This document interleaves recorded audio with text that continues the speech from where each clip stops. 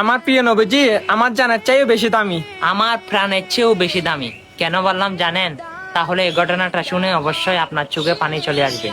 আমার রসুল যখন মেরাজে যাবে, জিব্রাইল আমিন জিজ্ঞেস করতেছে, ইয়া রসুল আল্লাহ, আমার তো 600 নূরের ডানা, এই ডানা দিয়ে আমি কি করব?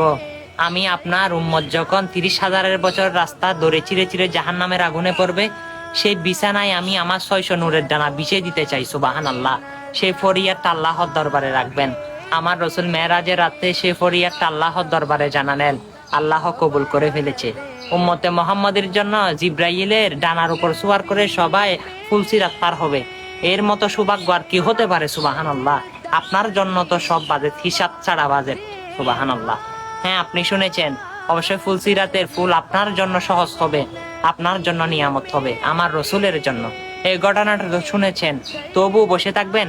আঙ্গুলে যদি কোনো ব্যথা না হয়, শেয়ার করে সকল মুসলমানকে খুশি করে দিবেন। আমিন। আমিন।